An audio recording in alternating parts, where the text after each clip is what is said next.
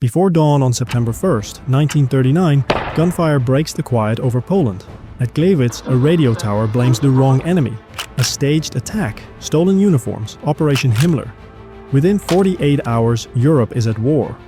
Wars don't start with the first shot, they start with the last shrug. How did applause for peace turn into sirens before dawn? How did parades, paper promises and staged incidents tip a fragile continent into catastrophe? To answer that, we meet the man who turned humiliation into ambition and the leaders who mistook a pause for peace. In Nazi Germany, Adolf Hitler was at his peak. Since 1933, he'd worked to undo the humiliation of the Treaty of Versailles, the agreement that ended World War I and forced Germany to pay dearly. Britain and France, having lost millions in the trenches, wanted Germany punished. And punished it was. Then came the global economic crash in 1929. Germany, already limping, took another hit. The result? A nation both humiliated and desperate. Enter Hitler, turning humiliation into ambition. In 1936, he reoccupied the Rhineland, strictly forbidden by Versailles. Then came the Saarland. In 1938, he absorbed Austria in the Anschluss. And later that year, he helped himself to the Sudetenland, the German-speaking part of Czechoslovakia. Each move broke international agreements. Each time, no one stopped him.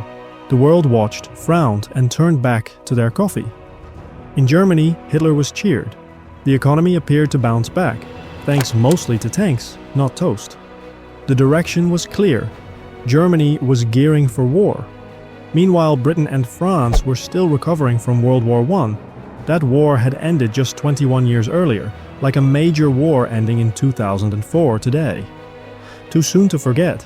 Too many fresh graves. Peace was the priority. War? No thanks.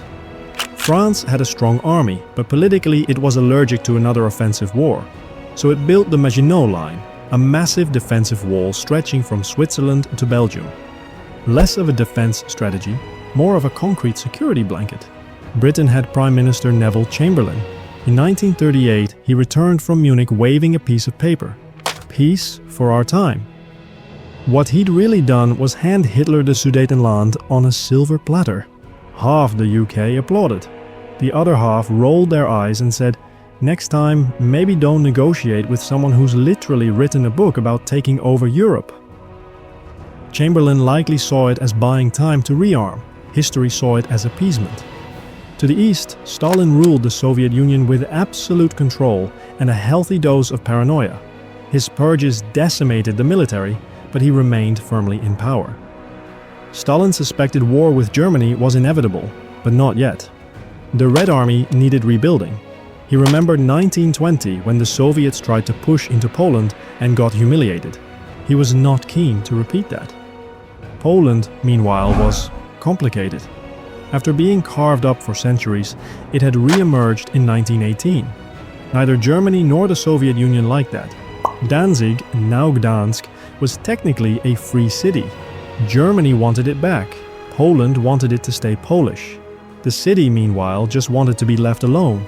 And then there was Italy. Benito Mussolini had ruled since 1922. He dreamed of a new Roman Empire, controlling the Mediterranean, marching Italian legions abroad. One issue, his army was under-equipped, his economy underwhelming, and his logistics left-footed. Mussolini's charisma once inspired Hitler, but in practice Mussolini would prove more liability than legate. So in early 1939 the board was set. Germany was expanding, France and Britain were cautious, the Soviet Union was rebuilding, Italy was dreaming, and everyone somehow still believed peace was possible. In March, Hitler struck again. Czechoslovakia, weakened by the Munich Agreement, was defenseless.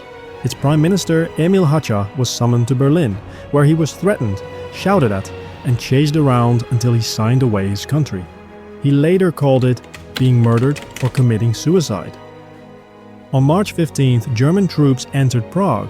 This violated the Munich Agreement and proved one thing: Hitler could not be appeased, and yet, still, no one stopped him. Some argue this was the real start of the war, but the world wouldn't call it that. Not yet.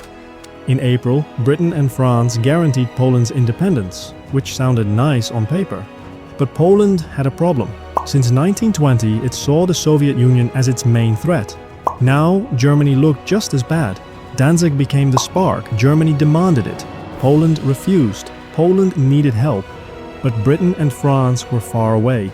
It was like calling friends for help while the burglar is already inside your house.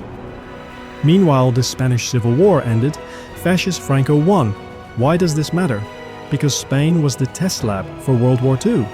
Germany bombed Guernica, practicing terror from the skies. Italy sent troops. The Soviet Union backed the other side. Small war, big lessons. Fascism was on the march. In May 1939, Hitler and Mussolini signed the Pact of Steel. It sounded intimidating. It was mostly rust. Still, it meant Germany and Italy would now act as one, for better or worse. Winston Churchill, still in the political wilderness, warned anyone who would listen, Hitler will not stop. Most people responded with, yes, but maybe he will. Then came the curveball. On August the 23rd, Nazi Germany and the Soviet Union signed a non-aggression pact. Two ideological enemies, suddenly besties. Publicly, it was just 280 words. Privately, they agreed to divide Eastern Europe. Poland, again, was in the middle. Even in Germany, people were shocked.